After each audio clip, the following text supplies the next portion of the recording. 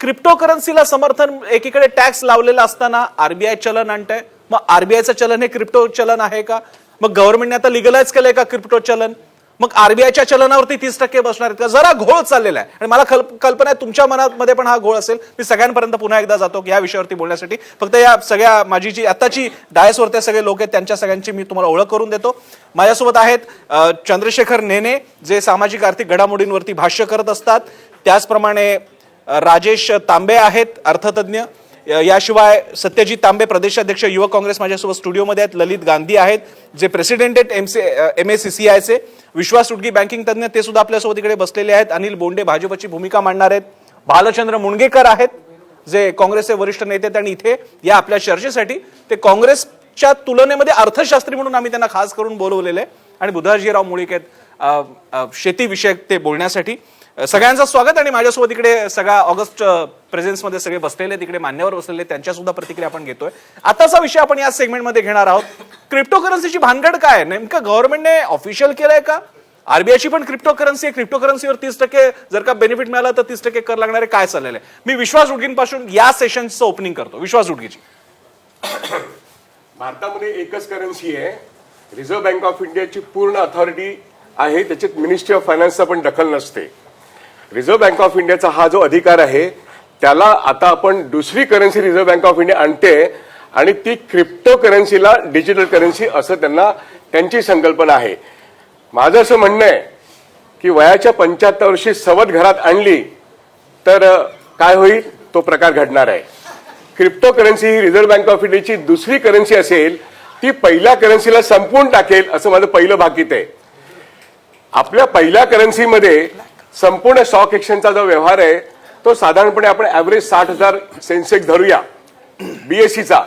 त्याच्यामध्ये foreign portfolio investment आहे, याच्यामध्ये फॉरेन इन्व्हेस्टर्स आहेत आणि देशी इन्व्हेस्टर्स आहेत.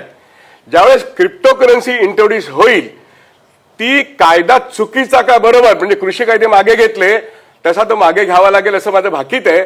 पण समजा तो जेव्हा इंट्रोड्यूस होईल कायदा म्हणून, तेव्हा सगळे जे स्पेक्युलेशन आहे ते क्रिप्टो करन्सीवर येईल आणि there will be crash in the market. That is BSE आणि NSE क्रॅश होईल if you legalise that currency. हा एक मोठा धोका मला संभवतो. विदेशी गुंतवणूक मोठ्या प्रमाणात येईल की नाही?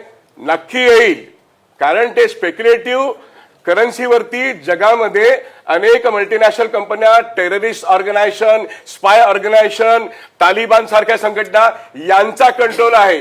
ते या देशातल्या डिजिटल करन्सीवरती 100% कंट्रोल करतील and there will be war within the country based on the currency. That is crypto and crypto has not been created anywhere in the world by any state. Nobody is regulating and India wants to create.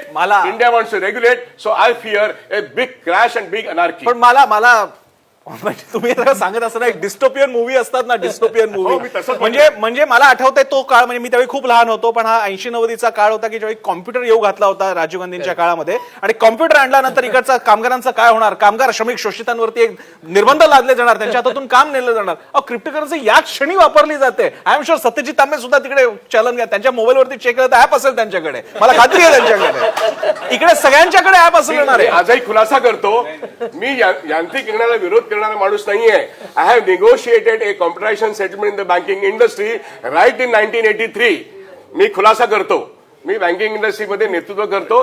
83 साली Indian बँकवर negotiated settlement केलंय, no win in the India असं झालेलं आहे. Number 1, तुम्ही crypto currency जे आताशी येऊ घातलेलं आहे, जगामध्ये आहेत ना त्याचे प्रॉब्लेम झालेले ना, देशांमध्ये अस्वस्थता पण पसरलेली आहे. पण मग अगेन सोव्हिएत रशियाच्या पतनानंतर सुद्धा काय झालं ते बघितलं होतं, म्हणून कोणी कम्युनिझमला आजही नावं ठेवत नाही.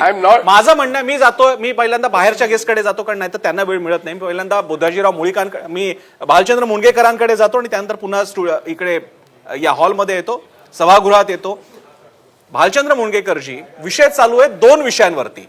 क्रिप्टो करन्सीचं नेमकं काय होणार आहे? लिगलाइज न करता आम्ही त्याच्यावर टॅक्स मात्र घेतोय आमचं सरकार, आणि दुसरीकडे डिजिटल चलन आणलं जात आहे. लोकांचा गोंधळ होतोय. डिजिटल चलन या क्षणी सुद्धा आपण वापरतोय. मला तुमची एक्सपर्ट कमेंट हवी. मुणगेकरजी. लिगल मी फार मोठ्या प्रमाणावर विश्वास उटगेशी मी सहमत आहे.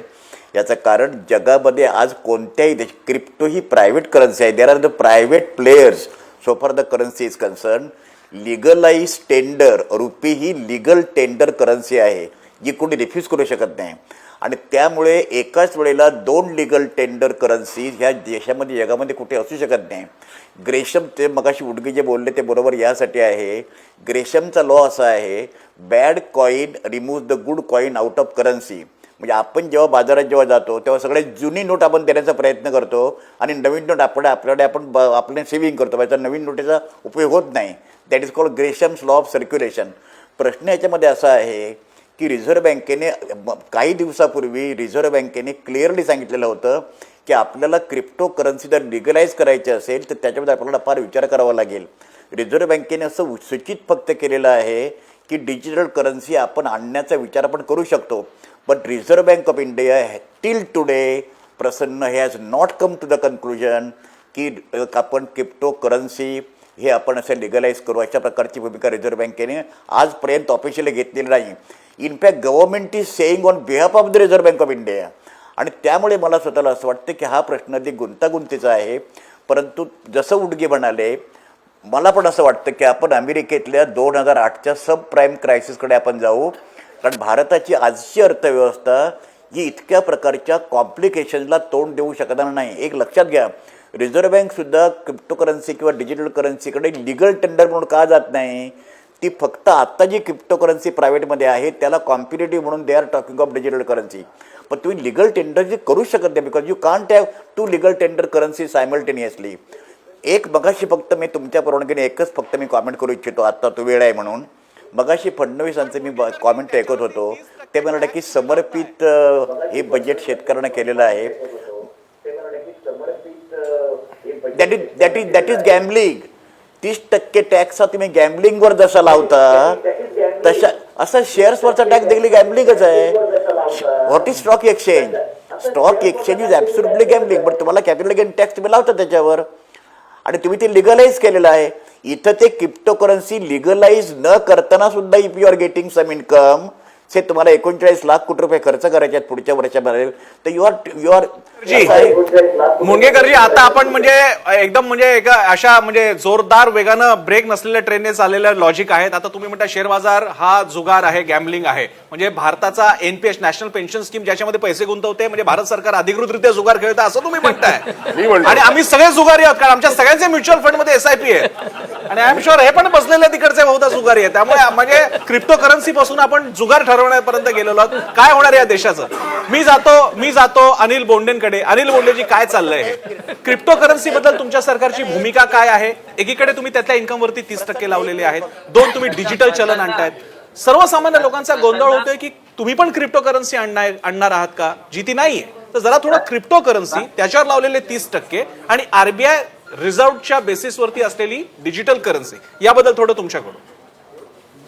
प्रसन्न, आर्टिफिशियल इंटेलिजन्स आणि क्रिप्टो करन्सी हे पुढच्या 25 वर्षामध्ये युवकांना भावणार आहे आणि युवक त्याचा वापर करणार आहे.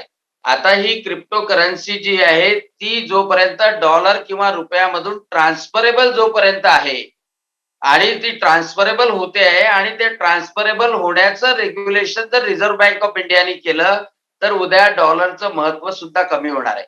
स्पेक्युलेशन्स असे आहे, युएस मध्ये जे आपले युवक काम करतात त्यांच्या माध्यमातून स्पेक्युलेशन्स आहेत की भारत हा क्रिप्टो करन्सी मध्ये आघाडीवर जाणारा देश राहू शकतो. आणि अनेक युवकांची मागणी सुद्धा आहे, अनेक युवकांची मागणी आहे की क्रिप्टो करन्सी डेफिनेटली रेग्युलराइज झाली पाहिजे. आणि आर्टिफिशियल इंटेलिजन्स आणि क्रिप्टो करन्सी या दोन्ही गोष्टी हँड इन टू हँड ह्या जाणार आहे. आणि म्हणून नवीन समोरच्या भविष्याकडे युवकांना काय वाटतं हे सुद्धा पाहणं आवश्यक आहे. आता व्यवहार क्रिप्टो करन्सी मध्ये होतात आहे, लोक नफा कमावतात आहे आणि मग त्याला रेग्युलराइज करून त्यावर जर 30% टॅक्स जर आपण घेत असू तर त्यामध्ये काहीच वाईट नाही. उलट आरबीआयच्या माध्यमातून आपली भारताची जर क्रिप्टो करन्सी होत असेल, क्रिप्टो करन्सी कॉइन जर आपण काढू शकत असू तर आपलं डॉलरवरचं डिपेंडन्स कम्पॅरेटिव्हली कमी होईल आणि आपलं चलन सुद्धा क्रिप्टो करन्सी मध्ये येईल. ही एक बोल्ड स्टेप आहे. युवकांच्या दृष्टीनं, नवीन पिढीच्या दृष्टीनं, नवीन जनरेशनच्या दृष्टीनं बोल्ड स्टेप आहे आणि त्यामुळं त्याकडे त्या सकारात्मक दृष्टिकोनातून पाहिलं पाहिजे असं मला वैयक्तिकरित्या वाटतं. जेव्हा मी बाहेरच्या देशातल्या युवकांशी बोलतो तेव्हा हे लक्षात येतं. कुठकींनी सुद्धा आर्टिफिशियल इंटेलिजन्स आणि क्रिप्टोकरन्सी हे जगभर येणार, रेग्युलराईज होणं आवश्यक आहे. आणि त्याचं पहिलं पाऊल जर आपण टाकलं असेल तर त्याचं स्वागत आपण सर्वांनी करायला.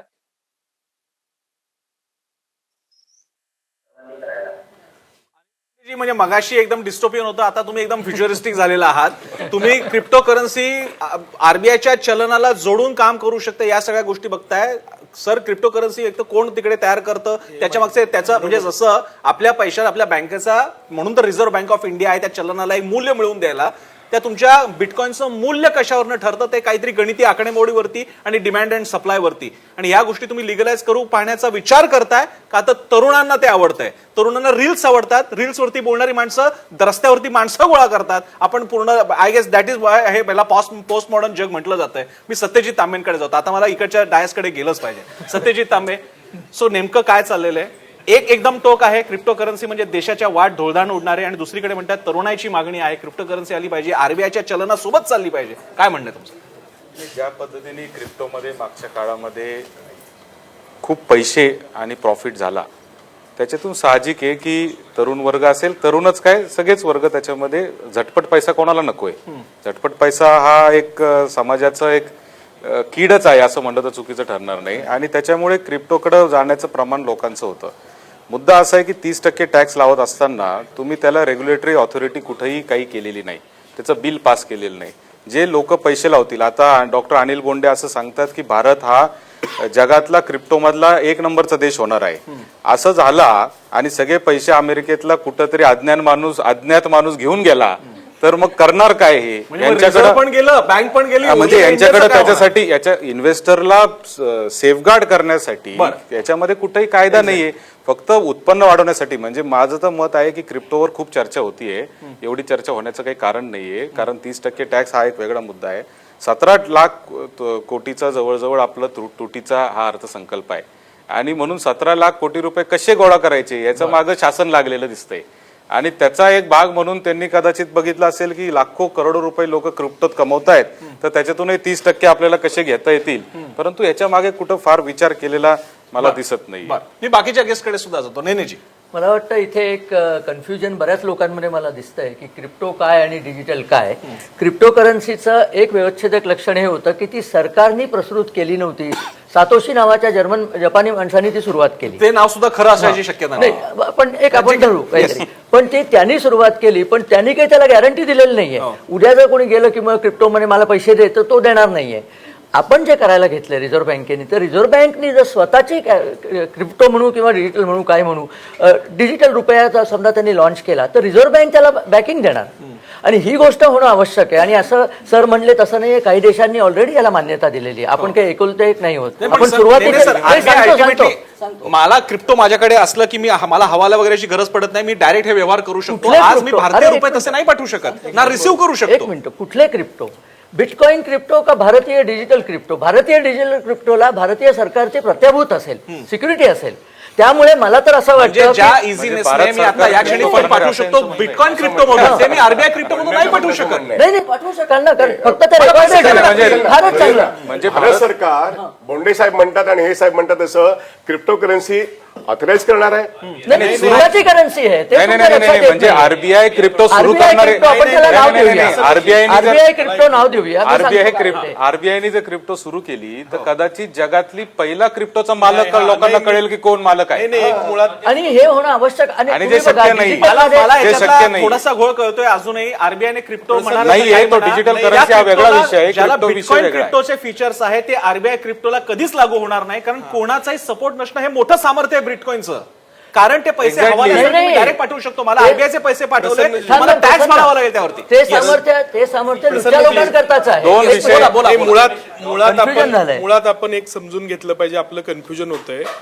आरबीआयनी डिजिटल करन्सी चालू केलेली आहे, क्रिप्टो करन्सी नाही. हे आभासी चलन, क्रिप्टो करन्सी म्हणजे काय आभासी चलन, हे लिगल टेंडर नाही आहे मुळात. बरोबर, क्रिप्टो नाही हे आहे. आणि असं झालं तर जसं आता सरांनी सांगितलं, जगातल्या बऱ्याच देशामध्ये ऑलरेडी हे कोणकोणत्या देशामध्ये झालेलं आहे जरा थोडासा विस्तृत सांगा आम्हाला. की जगातल्या बऱ्याच देशांनी त्याला मान्यता दिलेली आहे. सुप्रीम कोर्टामध्ये याचे केसेस चालू आहेत आता.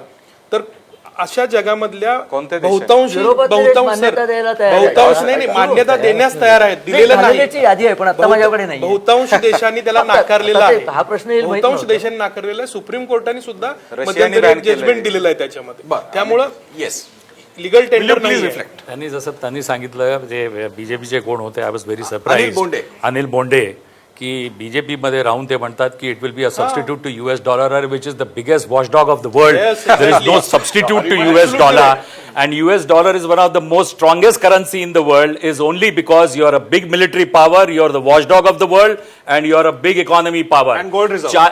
गोल्ड रिझर्व्ह हॅज बीन गेलं, सबस्टिट्यूटेड ते कधीच निक्सनच्या काढलं. टाइम मध्ये ते निघून निक्सननी गेलं काढलं आता ते. ते फोर्ट नॉक्सला काही त्याची काही युसेज नाही that gold stand is a useless thing the question is की even euro when it was incorporated people thought that euro will substitute to a certain extent to US dollar मला लक्षात आहे Saudi अरेबियानी खूप oil deals युरोमध्ये केले but later on they also shifted to US dollar आणि येणाऱ्या time मध्ये मी माझे हे शब्द ऐकून घ्या I may not be alive in the next 10 years there is I don't see any substitute to US dollar तर म्हणून हे सगळे तुम्ही विसरून जा the whole world is going to move towards dollar and this is only going to be dollarization Euro and सुद्धा coming हे back to करणं दिस प्रोग्राम जे तुम्ही आता म्हणाला येतोय. आपण again we are drifting from the point माझा अजून एक इम्पॉर्टंट पॉइंट ऐका वर्ल्ड मध्ये छोट्या माणसाला कोणी विचारत नाही राजेश तांबे कोण आहे कोणी विचारत नाही जोशी कोण आहे कोणी विचारत नाही इलॉन मस्क अगर तो क्रिप्टो यूज करतो crypto will get regularize Elon Musk काय करतो त्याच्यानंतर मार्क झुकरबर्ग कोणची करन्सी यूज करतो दीज आर इम्पॉर्टंट थिंग्स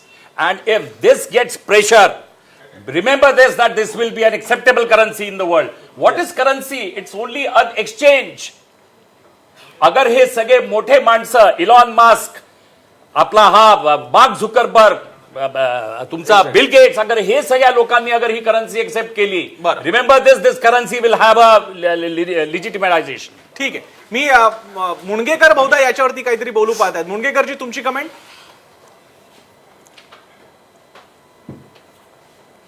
तर मला एवढं ह्याच्यामध्ये एकच म्हणायचं आहे की रिझर्व्ह बँक ऑफ इंडियाने ह्याच्याबद्दलची माझी जी माहिती आहे आणि माझा त्यांच्याशी संपर्क जो आहे त्याच्यामध्ये रिझर्व्ह बँक ऑफ इंडियाने अशा प्रकारे लिगल टेंडर म्हणून क्रिप्टोला मान्यता दिलेली नाही नजीकच्या काळात ते देण्याची शक्यता नाही म्हणजे लिगल टेंडर म्हणून ते एक पहिल्यांदा क्रिप्टो ही ॲसेट आहे it is not medium of exchange it is asset and that is sold and bought आणि त्यामुळे it has got transaction value आणि हा 30% टॅक्स जो आपण वापरतो तो ट्रान्झॅक्शन व्हॅल्यूवरचा टॅक्स आहे आता जे बोलले त्यांच्या पद्धतीप्रमाणे असं एवढी मोठी 20 देशांची करन्सी त्यांनी एकत्रित करूनसुद्धा जेव्हा 2008चा प्रॉब्लेम जेव्हा झाला तेव्हा there was possibility of dismantling euro हे डॉलरला पर्यायी चलन सोडून द्या जागतिक माझा मुद्दा असा आहे की रिझर्व्ह बँक ऑफ इंडिया हा निर्णय इतक्या लवकर घेणार नाही सरकारची काही इच्छा असली तरी सुद्धा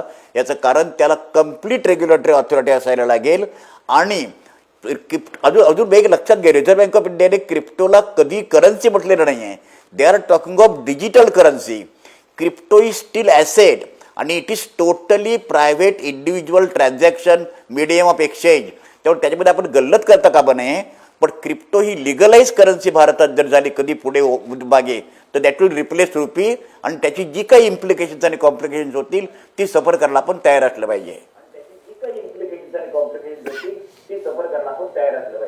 बरं मी मला बुधाजीराव मुळेकांकडे पण जायचं पण त्यापूर्वी मला दिसते अतुल लोंढे आलेले आहेत काँग्रेसचे मुख्य प्रवक्ते आहेत अतुल लोंढे पण मला त्यांच्याकडे ते स्वतः बजेटचे अर्थशास्त्राचे सुद्धा अभ्यासक आहेत त्यामुळे मी त्यांच्याकडे काँग्रेस प्रवक्ता म्हणून कमी कारण इकडे माझ्याकडे काँग्रेसचे युवा अध्यक्षच बसलेले आहेत त्यामुळे मी त्यांना एक अर्थविषयक अभ्यासक म्हणून मी विचारतो त्यांचा टेक काय या बजेटबद्दल. नाही या बजेटच्या संदर्भामध्ये आता जे पाहिलं त्या सगळ्या गरिबांवर शेतकऱ्यांवर मार दिसतोय फूड सबसिडी कमी झालेली आहे त्याच्यानंतर मनरेगावरचा बजेट जो आहे तो 98,000 कोटीवरून 73,000 कोटीवर खाली आणलेला आहे एक अपेक्षा होती या बजेटकडनं की मनरेगासारखी एखादी योजना जी आहे ती शहरी भागामध्ये आणली पाहिजे कारण की बेरोजगारीचा प्रश्न हा मोठा आहे आणि 4.5 करोड लोक हे ॲब्जेक्ट पॉवर्टीमध्ये गेलेले आहे खाली गेलेले आहे त्या संदर्भामध्ये काही याच्यात दिसत नाही दुसरा MSMEचे 2 इश्यूज होते एक त्यांचे बॅक पेमेंट्स 5,000 कोटीचे जे केंद्र सरकारकडे ज्याच्या संदर्भामध्ये स्वतः गडकरी बोललेले होते त्याच्या संदर्भात काही बोलले नाही त्यांचं पेमेंट हे 45 दिवसाच्या आतमध्ये झालं पाहिजे कारण की त्यांचा GDP मधला कॉन्ट्रीब्युशन हा 25% आहे